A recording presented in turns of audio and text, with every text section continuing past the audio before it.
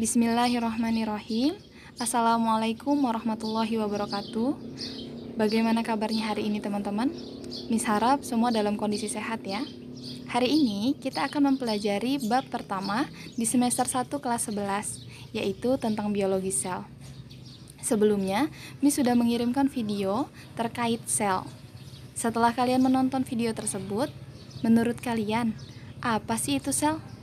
Oke, tahan dulu jawabannya, kita bahas bareng-bareng ya. Oke, kita masuk ke pengertian sel ya teman-teman. Sel itu merupakan unit struktural terkecil yang menyusun tubuh makhluk hidup. Artinya, seluruh tubuh makhluk hidup itu mulai dari ujung rambut sampai ujung kaki itu tersusun dari sel.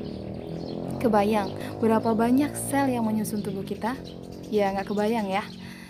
Sejarah awal mula ditemukannya sel itu bermula dari Anthony van Leeuwenhoek yang berhasil menciptakan suatu alat yang mampu melihat benda-benda kecil, yaitu mikroskop, yang sampai sekarang kita gunakan. Nah, Anthony van Leeuwenhoek ini adalah orang pertama yang mampu melihat sel tunggal dan mengamati darah, serta air mani, feses, juga email gigi. Akhirnya, Anthony van Leeuwenhoek menyebutkan bahwa sel itu sebagai satuan kehidupan. Pada tahun 1666, tepat 1 tahun setelah penemuan dari Anthony van Leeuwenhoek, Robert Hooke melihat rongga kosong pada sayatan jaringan gabus tumbuhan, yang kemudian dikenal dengan istilah sel atau selula.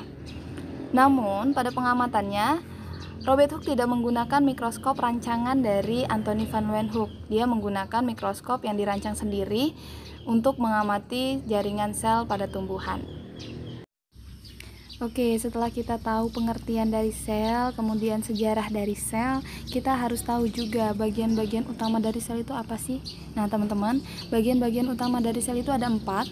Yang pertama ada membran plasma, kemudian ada sitoplasma, lalu ada nukleus, dan ada organel-organel di dalamnya.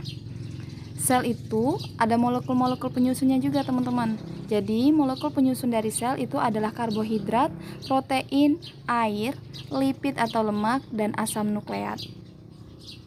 Kita lanjut ke macam-macam sel. Sebelumnya Miss pernah singgung sedikit di kelas 10 bahwa sel itu dibagi menjadi 2. Ada sel prokariotik dan sel eukariotik. Dibedakan atas apa teman-teman? Masih ingat?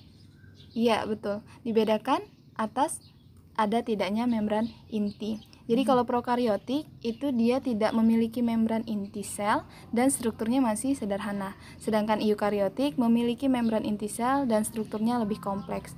Contohnya untuk prokariotik ada sel bakteri, sedangkan untuk eukariotik ada sel tumbuhan, sel hewan, dan sel jamur. Oke, Miss akan tampilkan 2 gambar, yaitu gambar sel hewan dan sel tumbuhan.